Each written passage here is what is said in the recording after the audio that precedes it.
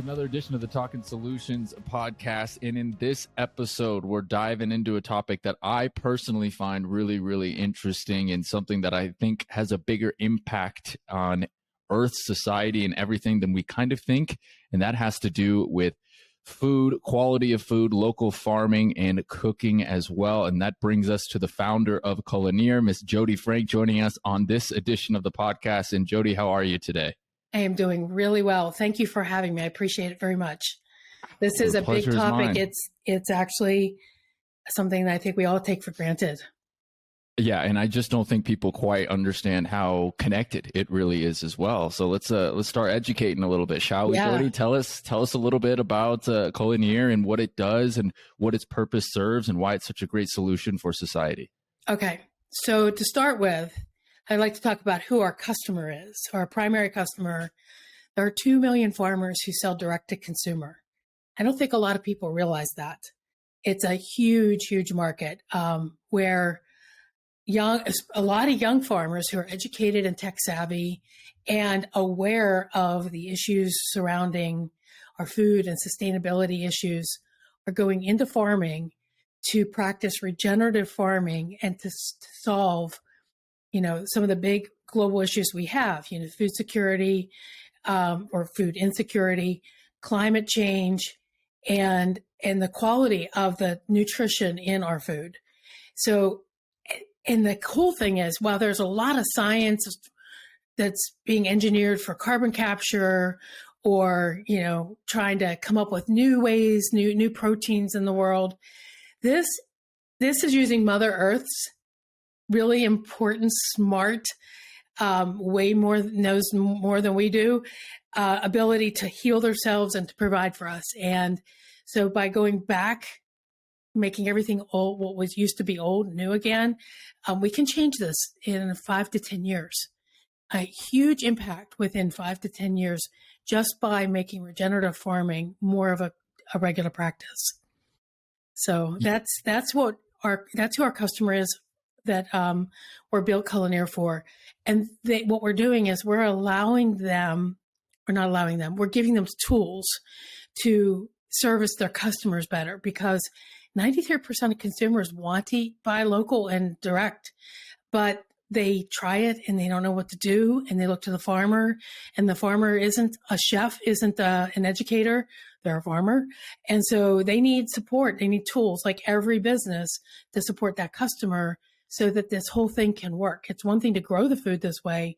It's another thing for consumers to buy it this way, but then to actually make this a successful shift from what we've known as a convenience and throwaway society to more regenerative practices. Absolutely love it. And there are so many questions and so many things we could deep dive into regenerative farming when it comes to soil practices. What is regenerative farming? So many different things regarding that space. Agri-tech, you mentioned technology and people get into agri-tech. I mean, there's a word for it now. People are in the tech space trying to dive into that a bit as well. But Jodi, before we really get into the roots of kind of that problem and the solution and ways that we can solve that a little bit, I'd love to know more about your direct platform itself. I know it's where local farmers and home cooks connect. You touched on that a little bit as well, but tell us just a little bit about how your app works, both as a farmer and as a home cook, and ways that people can connect and the community feel and everything about the platform in and of itself and how people can access it. Right. So most small businesses will use things like MailChimp or Constant Contact or HubSpot to have that communication thread to their customer.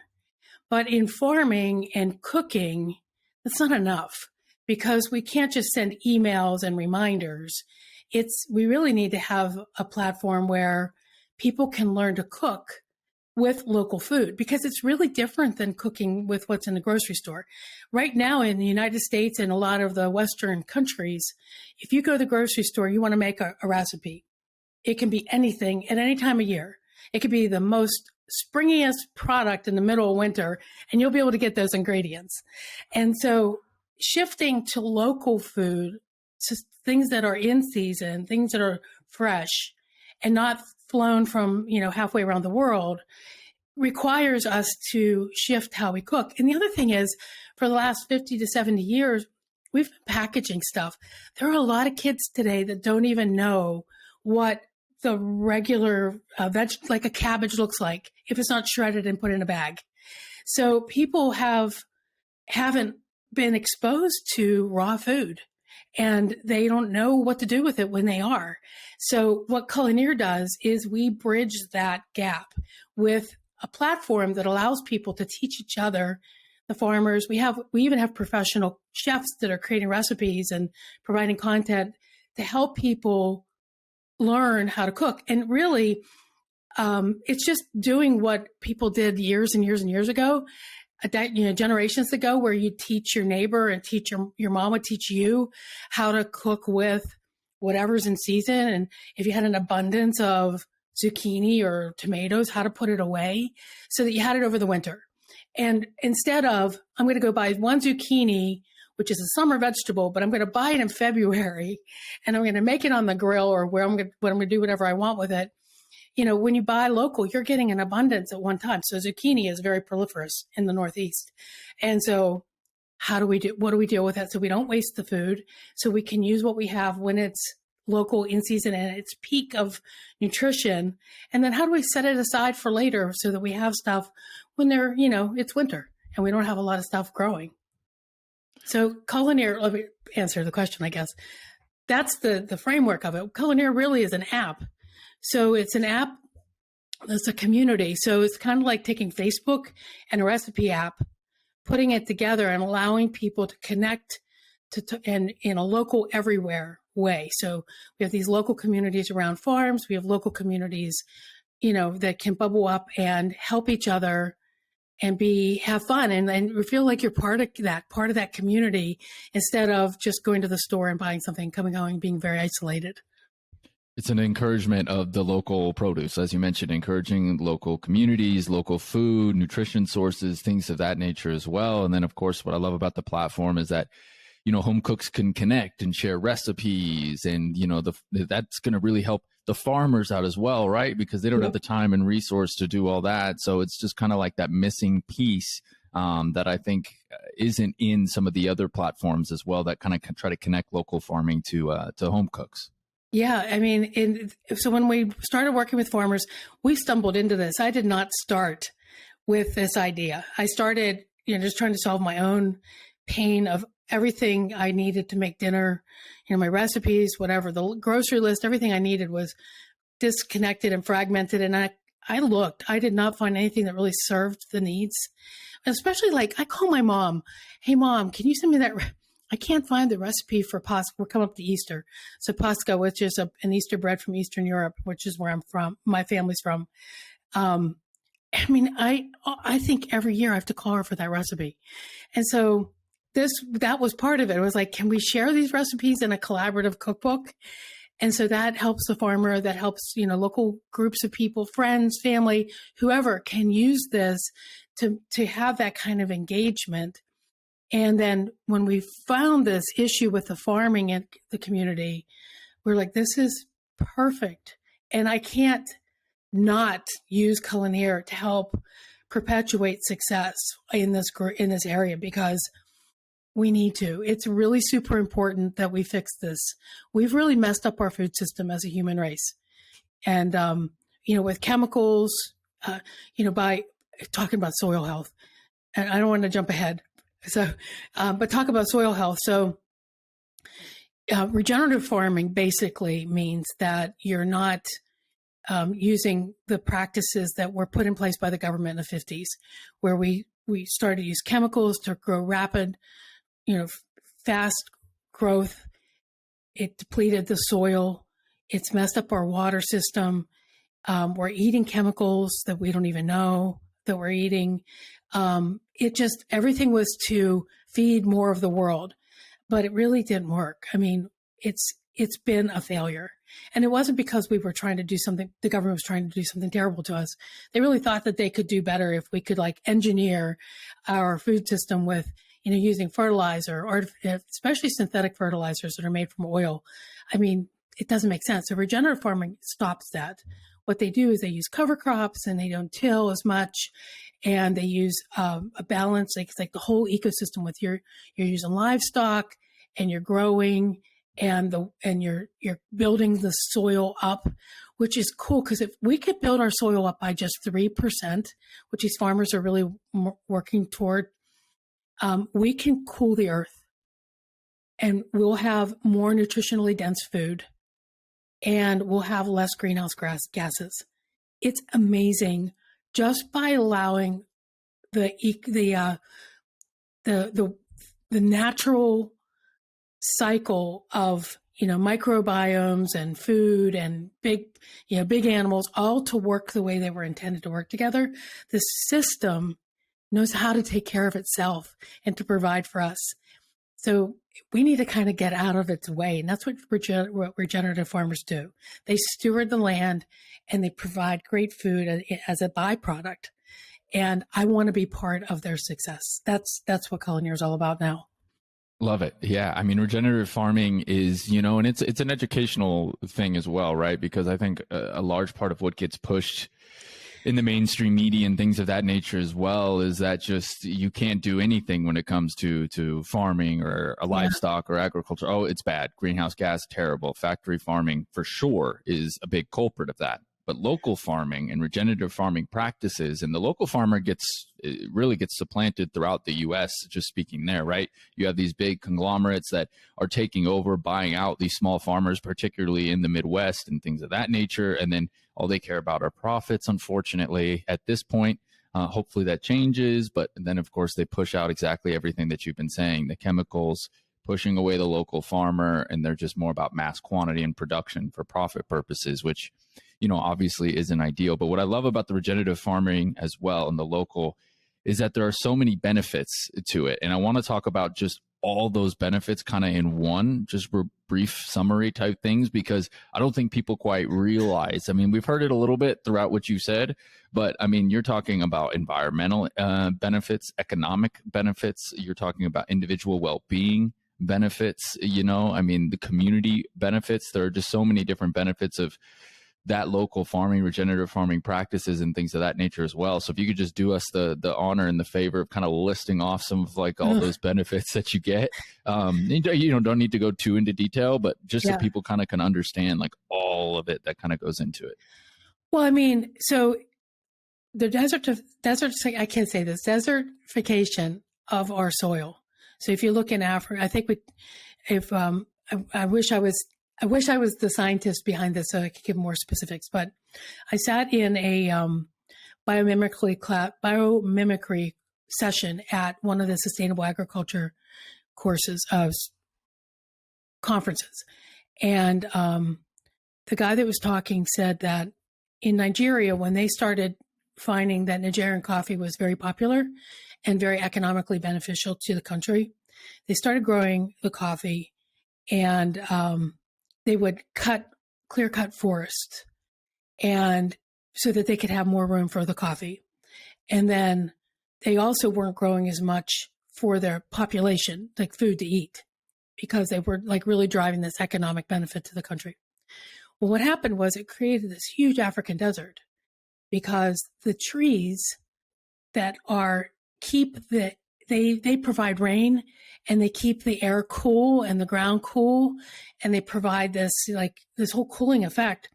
They were gone. So, and fast forward, I mean, I don't know all the ins and outs of this, but the bottom line is what happened was now we have all this desert that we have where we can't grow stuff. People were not being able to feed people because of it. And this is something that's crazy. That desert is causing our hurricanes in the United States to be more intense. So it's not just what's going on in Nigeria and the surrounding countries. It affects the world. And then if you look at the Midwest, we have a big desert there as well, where the soil is very thin. I mean, we're in a crisis situation. But the cool thing is, there have been a lot of people, a lot of farmers and scientists that have shown that it doesn't take much for us to reverse this. So while we're doing all this carbon capturing engineering and all these cool tools that people are trying to come up with, there is something right here under our feet that can be done that isn't so complicated. And it's just going to common sense practices. And farmers who have put into place regenerative farming practices in place of chemicals have become more profitable. They produce more and it costs them less because chemicals are expensive. So there's the economic benefit there. Plus, because we do mass distribution of our food, we really rely on small pockets of geography to give us all of the nutrition for the country. California's, by far our biggest producer of produce. And then you have the big four processing plants for meats. And it's crazy because the fact of the matter is we can grow food in every state in the United States. So if you eat local, you're not shipping it as far. And I believe that, I think last time we talked, you said something about we lose our nutritional content by 50%. Well, guess what? The nutrition in these soil depleted areas is really like 90%. It's depleted by 90%. So it's only 10% of what it was before. So even though we're eating calories or eating food, we're not getting what we should be from it.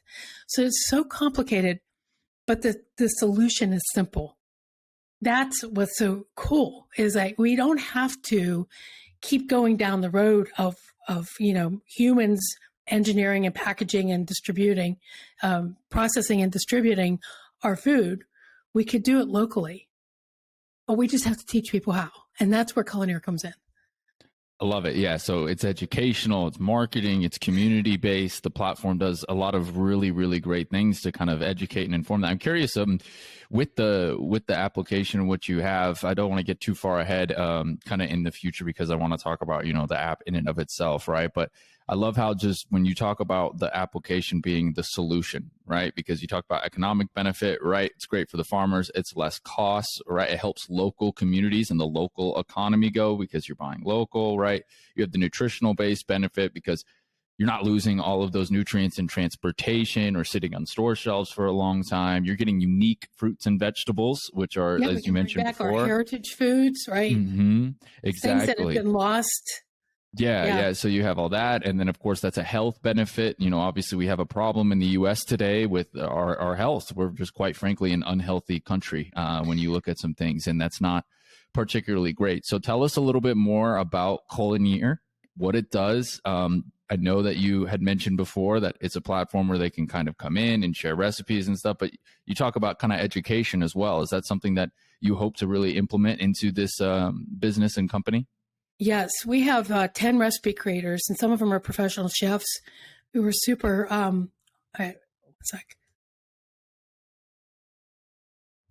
They're super passionate about eating local, buying local, and so we just had a meeting this week, and they said they want to have like where they could show people like little video clips. So in the app, if you have a recipe, it'll be like, okay, julienne. And it will have like a little clip where it'll show you how to julienne. Or, like when you make whipped cream and they say until you have stiff peaks. Well, what does that mean? Exactly. So we can show them. We're doing so that kind of stuff.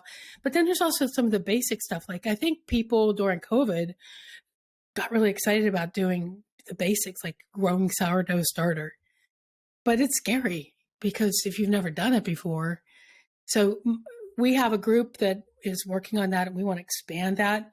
And then it's not just our professional people who are going to do this, but it's people helping people. So it's this like any community, you can ask of the community, hey, does anybody know how? And then get answers. And that's the best part of it is that we can all just become more aware of each other cooking and help each other and learn from each other. But, I think Culineer is just a piece. We're just like this bridge. The real exciting thing for me, and I'm so honored to be affiliated with them, are these farmers who are, some of them didn't grow up in a farming community, didn't grow up in a farming family, and they going out, they're buying land, they're learning how, and they're making a difference. And then the people who are making, even if it costs more, making that decision to buy that way. Those are the people that are making a difference. All we're doing is providing a framework for things to happen, to that final piece that's missing. That's what we're doing. And I'm humbled to be part of it. And I hope we can contribute in a positive way. Absolutely. I mean, you mentioned too the big thing about maybe you have to spend a little bit more money on, local foods and produce and things of that nature as well, right? Well, there's also the studies that show that in the 60s and 70s, in the US, Americans were spending 16% on food, 8% on healthcare. Well, that number is now reversed. So we are spending more money on healthcare, about 16% less on our food. Is it a coincidence? Perhaps.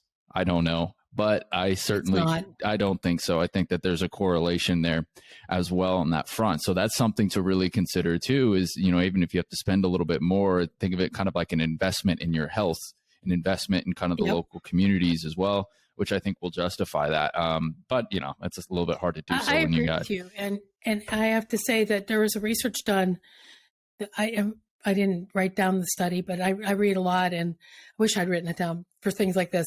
But the people in the inner city poor, they value local food. So I think the motivation is there. It's just making it work. And I know SNAP benefits can be used for farm direct purchases. So people who don't have a lot of money can still get quality food and help themselves with their health.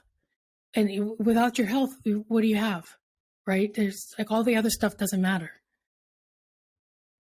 Nothing. You have nothing without your health. Quite literally, your body is everything. If your body is not functioning well, then you will not be functioning well yourself. So it's really important to take care of that. And I want to know a little bit too, to learn about some ways that you're kind of marketing this, right? And trying to bring this out and create awareness, right? So people can see it. And so people can actually kind of get more educated, use this platform and start kind of changing their lives a little bit to help the local economy, help those farmers, help the environment with regenerative farming practices and no soil tilling and all those types of things. And then, help themselves with some better quality food, because I know that's one thing you talked about, inner cities and, typically the poor areas there. That's also one of the number one places that places like McDonald's and Coca-Cola advertise and market towards. Yeah. Right. So how do you kind of combat that and create more education around that and more branding awareness? Obviously, I know marketing is a whole thing, so you got a whole lot to work on there, but just curious to see some of the things that you're doing in this moment. Well, I do believe that Culineer can help with that as well, because it's a free app. So, and we talked about the big farm, you have big grocery stores, big production companies, big farms. But they don't want to have it's not profitable for them to put a big grocery store in an poor inner city area, or in a very poor rural area either. So those are where we see food deserts, and local farmers can serve those markets quite well. And I know I've talked to people in like Baltimore and Philadelphia who work with like local farm markets that are in the city. And it's the same challenge as, those who grew up in a suburban, maybe even an affluent market where, you're used to the convenience, you're used to a certain way of eating, and you need education to make a shift. And I think the motivation is there, but it's like, can we help people get over that hump? So it doesn't matter. I mean, if where you are, if Culineer is a free app, and what we're doing right now is we're reaching out to farmers directly who sell this way, sell direct to consumer. And we're trying to get them to come on board and then invite their customers. So it's a really low cost way of marketing. And it really does build that community. They already have their customer base. And what we want to do is help them be more successful. So that's our number one marketing thing. We're not really going out to the masses and trying to like spend tons of money on getting individuals to download the app, because we don't have it. We don't have that kind of money. And I don't think it's going to be authentic. I think this is supporting the local communities around the farms is consistent with what our goal is. And it also allows us to do this in an authentic, organic way. So Yeah, and I also think you got to have the farmers, right, in order to make the Yes. app go. So if you're not creating that ecosystem of a large amount of local farmers and building that time up, I mean, even if you get all these people to download the app and then there's not enough, there's too much demand, not enough supply. Classic Right. problem. So, Yes. it's one of those things I think is important as well. You mentioned the farmers. You mentioned talking with them quite a lot and empowering them in a way. What has their response been to you? What types of conversations are you having with them, and what are what are they saying about the app? What are they saying about the process and things of that nature from their perspective? Yeah. So we worked with, there was a couple that used, so we have Culineer 1.0, which is consumer facing. And then we have Culineer 2.0, which has the community features for the farmer, which we just released a couple weeks ago. And we did that with the input of 6 farmers, one in Atlanta, one in Maryland, one in West Virginia, one in Oklahoma, and a couple others. And so we wanted to make sure that this was going to serve them and not what we thought they needed, but actually make it life easier for them. So we have, where they can create their community, they can start to put recipes up. There's announcements and chat. And we also gave them, we're also giving them a marketing toolkit. So it's literally plug and play. So they have like flyers that they can put in their boxes. They have emails that they can send out. So literally just sign up, add some content and go. And then instead of having to like navigate Instagram instant message and trying to put stuff up and Facebook and then find recipes, print them out, they're able to just do this all on one platform. I hope though that they're a little firm. Like they should tell their customers, this is where you can find recipes for us, instead of saying, well, if you feel like it, because you know how that is. Then they're going to end up working on our platform and everybody else's. So the idea is to like streamline that communication for them. One thing that we didn't expect is they wanted web. So we're working on the web now. We just started that more than mobile, because some of them are really rural and their mobile is weak. So I didn't expect that. And the other thing I didn't expect was for so many of them to be livestock. We have more livestock farmers excited about this than we do produce. And I didn't expect that. But it goes in line with what you said. It's like this misnomer that I saw a farmer post this on Instagram. It's not the cow, it's the how. So cows in and of themselves aren't causing us greenhouse problems. It's the way they're raised. So regenerative farms that raise cattle or sheep or chickens or whatever, they are doing it in a way that actually, there was a study done in a farm in Atlanta. They did a life cycle study, and the regenerative farm produced less greenhouse gas than Beyond Beef, almost equal, and way less than factory farming. Wow. It's amazing. That is amazing. Yeah, regenerative farming is incredibly powerful. And again, it goes down to the soil. I mean, I read a book. I highly recommend this book called Food Fix. You and I have talked about this, but for those listening, there's this book called Food Fix by Dr. Mark Hyman, I believe is his name. And it talks about kind of everything that we're talking about in this book about, societal impacts, lobbying issues at government, environmental impacts, all that. And, the soil is a very powerful way for regenerative farming and things of that nature as well. So I encourage people to kind of check out that book as well. But going back to kind of what you're talking about, I like that farmer saying, all right, it's not the cow, it's the how. That's very good. Talking about the livestock stuff, what types of challenges come with that? I mean, I don't know a lot about it, but I would imagine there might be like regulations and things of that nature from a government level to just bring straight livestock to table. I don't really know how that works on that sense. Is that something that is difficult to move around on the platform, or how does that work? On the Culineer platform? Yeah, we're just working with the farmers to get them to send that type of product out. I mean, does it need to be regulated or? Well, so we don't actually do any kind of e-commerce. So that there's a lot of farms out there and other platforms that do that. Right. We hope to partner with. We're more about the information on how to use. So one of the things the livestock farmers really like is that going along with sustainability and food waste, we don't eat the whole animal like you should. Like if you want to respect an animal in life and death, you really shouldn't be, really should not be wasting it. So in other cultures, they'll eat the whole animal. And in our culture, we consider a lot of that stuff gross. Like people, ooh, I can't eat that. So, but it's not very, it's very wasteful, and it's not respecting that animal for what they've provided to us. So a lot of farmers are looking, like, for instance, organ meat. They want, to give people ways to use organ meat that isn't just liver and onions, but, ways, it's nutritionally dense, and you can incorporate that into your diet.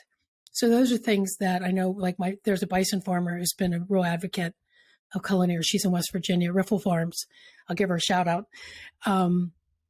She's amazing. She's really pushing for, she has another platform called The Honest Carnivore, teaching farmers how to, sustainably grow animals. And that's, I know, a big push of hers is like, let's get people to eat the organ meat, not just the steak. And she's growing bison because there's a lot of regulations, and especially with beef and chicken and poultry. Hogs. There's a lot of regulation, and it's crazy. Like there's a cattle farmer on our platform who lives in Oklahoma. The closest processing plant to her, because you have to have a USDA certified person on staff on site when they process the meat. So the closest one to her is across state lines. So she can't bring that meat back to her state to sell it to her local people. And then there's other stuff I've seen. She's talked about it, and other people have talked about it, where we're importing a lot of meat. They mix it with U.S. meat, and then they sell it as U.S. grown.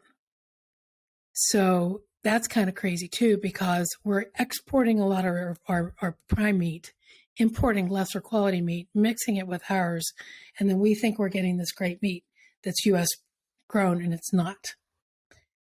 So there's a lot of stuff going on that people should be concerned about. Like, do we really need to import our meat from China or Australia when we grow it in every state? Yeah, that doesn't really make any sense. Mm-mm. That's really interesting. Huh. I didn't really know the extent of that. So that's pretty fascinating. But, Jodi, as well, I want to talk about kind of the business side of things briefly as well. Just kind of about where you're at with the company, what challenges you've been facing, and where you kind of hope to take it here in the near future as we're into Q2. Yeah. So we launched Culineer 2.0, which is the community, the business, the professional side of the platform. We've got 40 people on a wait list of 40 farmers, and we're looking forward to bringing them on board. That's what we're working on right now. And we're looking for investment. But it's interesting because I just saw an article on TechCrunch that said that the food tech space is really hot, but most of the investment is going toward faux meat, faux dairy. And that concerns me because it's like we have two different things here. Like there's this idea that we can't feed the world, but the fact of the matter is, I think we can feed the world. We just can't feed the world doing what we've been doing. So I think I personally don't like the idea of lab grown meat. I'm not opposed to like vegan meat if people want to eat that. I mean, you're using vegetables and you're making something that looks like meat, but I don't know. I just feel like, personally, I feel like we should go back to basics and let Mother Nature decide what our nutritional content is instead of something in a lab or a petri dish. But it's a challenge. I think our platform, it's a $70 billion market. We have the potential of becoming 140, 200 million, $1 billion business. We could be a unicorn. But I don't get a lot of excitement from investors when I reach out and then I see that they're investing in lab grown meat, which I'm thinking you have a pretty high failure potential there? Like, how about invest in me? Because I'm pretty sure we can make this $1 billion business. I don't know. And then the whole female founded thing. Yeah. I know I don't like to hang my hat on that. I don't want people to invest in me because I'm a female, but I also don't want them to not invest because I'm a female, which is crazy. Yeah, it is. That's quite ridiculous. And you're 100% right. You know, that when you look at the stats in terms of percentage of investment only went down during COVID and things of that nature. But, you know, that's certainly another issue that needs to be solved and hopefully will going forward. You know, I'm curious as well, you know, when from an investment standpoint, you made the comment earlier about tech space and carbon capture. You know, I think, to be honest with you, I think some of our issue is just us and our natural human intuition in nature. You know, we get really excited about tech, especially today in Sure. the world that we live in, right? And lab grown meat is basically, you know, tech oriented in that sense, right? I mean, you're creating and cultivating something that's not really real based off cells, you know? And so I think too that with you know, maybe a challenge that you might have is yours is just kind of too simple and easy, you know? It's just kind of like support your local farmer, you know? And right. There's no innovation. Right. It's grounded. Quite literally from the grass. Yeah. Yeah. It's grounded. So I think that that's also a bit of an issue and something that I would like us to kind of move away from. Obviously, I'm a tech guy. I love tech. I think it's innovative and there's a purpose for it as well. But, you know, I tend to agree. And this just could be me not knowing enough about lab grown meat, and which is fair. I don't know a lot about it, but the idea of growing something from a cell versus instead of just utilizing the animal and using conservation and proper livestock practices to ensure the health of the species, and then, you know, utilizing the natural Mother Earth ecosystem seems to make a little bit more sense and has proven to be a healthy method. Yeah, and I'm a scientist too. Like I have a science background. I get very excited about technology, and I think the science behind some of the things that people are doing in these companies is cool, and no problem with that. But at the same time, you know, like what we've been talking about is soil health, right? So it's not so much about what we eat, it's what we eats. So food that's grown with, you know, really rich soil has more nutrition and it's healthier for us. If you eat animals, whatever that animal eats is going to affect the nutritional content of that meat.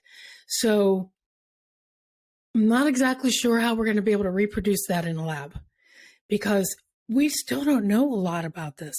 I mean, if you look at like the work that Suzanne Simmerer did, she was like the one that the mother tree. She did those work in Canada with forest, and she literally, this is in recently. I was a biology major, and we learned about a lot of stuff, you know, the microorganisms and the tree and the trees talking to each other and all that stuff. But we really didn't understand it until she did her work within the last, you know, decade. And now we're starting to understand that how powerful the root system is and how important it is. And so I just find like it's a little, what's the word? Like we're thinking a lot of ourselves to think that we can do better than nature. And I don't think we know enough. I don't think human race knows enough. I think it's cool to try. I think it's cool to you know, forge forward with science. I'm all about science. But I also think at the same time, we don't have to go that far to fix some stuff. I think we can be very basic. And like you said, it's just not sexy. Like Culineer helps farmers be successful. And what we're doing is tech. We've got, you know, machine learning in there. We've got a lot of cool stuff going on behind the scenes. But the fact of the matter is, it's not as sexy as, you know, growing cells. Right. Exactly. And that's, I think, you know, just the way humans think, and the investor, you know, it's just the way it goes, I guess, unfortunately, with it. But, you know, going forward here, as we, you know, kind of get rolling within this podcast episode, Jodi, I want you to have an opportunity to really just kind of promote your platform a little bit. Like what are ways that people can do? Obviously, it's available on mobile. You all are working on the web app types of things. What are ways that people can get involved with the app, even if there might not be a farmer? Or what are some ways that they can support the company and help grow it and things of that nature? So as a consumer, if you want to download the app, it's free. You can use it even if there's not a farmer near you. If you buy from a farmer directly, you can introduce us to them. That would be wonderful. You can create your own little community where you can share recipes with your friends and get excited about that. As an investor, we just opened our seed round and we're looking for investors who are excited about regenerative farming and fixing our food and climate issues to join us in this mission. And then if you're a farmer, we would love to talk to you and have you be part of our ecosystem. And then recipe creators as well. Like I said, we have some recipe creators that are really phenomenal, and we'll be expanding that as well. So we got this cool ecosystem that creates community around food. Recipe creators, people who produce the food, and people who eat it. And there's nothing like Culineer out there. Everything else that's out there is primarily designed to promote a brand or to solve an individual problem. So I hope the community grows, and that's the most basic way you can help is just join our community. Awesome. And within that community, can you just detail a little bit about how the app kind of works? Like, do you follow these farmers? Do you follow people who are creating recipes? Can you what's kind of the engagement feature of the app and to inform the audience? All of the above. So right now, on the consumer side, we have like an Instagram type feed where people that post new recipes, that all comes up on the feed. Eventually, this summer, we'll be personalizing that. That's where some of the machine learning will come in. It'll kind of be like Spotify. We'll learn what you like, but we have to get there. So right now, you can just, if you see somebody that posts something, you can like them, you can follow them, then you'll get notifications if they add new recipes. And then on the community side, you can follow a farmer, join their community, learn about what they do, and support them in what they're working on. Love it. Fantastic. That's where the support comes in, right? Local farmers. Yes. And you can share your grocery list. Grocery list as well. Yes. So my husband and I do this. We create a grocery list. And that way it's not like, what do you need at the store? I'll be stopping, or don't ask me and stop at the store. And I'm like, I wish somebody had told me you were going. But yeah, so you could share shopping lists too. There we go. That's going to be the feature that really blows it up, right? And it's going to solve that problem. I love it. It's a huge problem. Awesome. Yeah. Jodi, would you like to add anything else in regards to your platform, in regards to the issue surrounding it in terms of an educational perspective, or just anything else around this conversation that you may feel like maybe that we missed or something? I think that the big thing is, I think if everybody were to just take some time and learn about one thing about the food system that they didn't know before, and then take action on it. There are things that happen in the United States that were rejected in other countries because they were proven to be unhealthy, cause cancer, do this, do that. And we can reverse this. It's really super important. It will only happen when people demand it. So it's too profitable. There's too much government lobbyist for it to happen without, the population just saying, we need to make this change. Bingo. I agree. I mean, again, I recommend the Food Fix book, just whatever you can do to kind of educate yourself around some of this, join the Culineer community, and you're certainly going to get some of that information as well. There are lots of ways, but I highly recommend that you do a little bit of research because, food is incredibly important. I mean, it's culture. It's a part of all of our famous meals. It's our holidays. I mean, family get-togethers. Everything is centered around food, and everybody loves sweets and sugar and all that type of stuff, and there's definitely a time and place for that, for sure, everything in moderation, but you got to enjoy life a little bit. But in the grand scheme of things, if you can get some local fresh produce instead of getting something shipped in from, for example, I don't know, a far away state from you, or in like you had mentioned earlier, a different country, things of that nature as well, that's not going to be as good for you as a locally fresh source nutritional food. So definitely recommend trying to find a way to connect with local farmers, utilize these platforms, connect with your friends, have some fun with it, if you will. Yes. It's cooks as well. Home cooks. Everybody likes, well, not everybody, but a lot of people, that are into food like to cook. And so it's a good, fun community aspect to it as well. So Jodi, I would like to just thank you so much for coming on the platform and discussing this with me. I feel like we probably could have discussed for another hour plus. There's so much to talk about on that front, Sure. But I very much thank you for your time. Thank you. I really appreciate it, Will.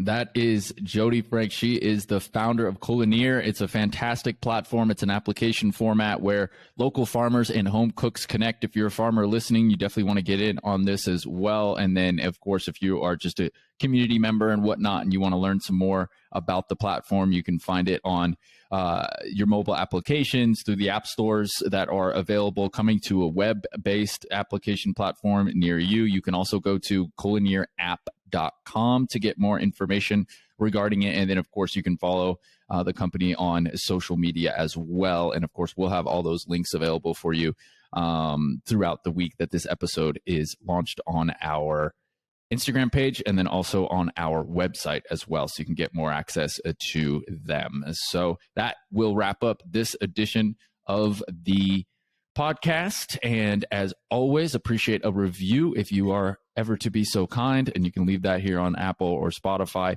or on YouTube. Drop a comment, give a thumbs up button if you are watching the podcast episode as well. So hope everybody has a great rest of your week, and highly encourage you to check out the food ecosystem as well. So I'll take care, and I will talk to you next time.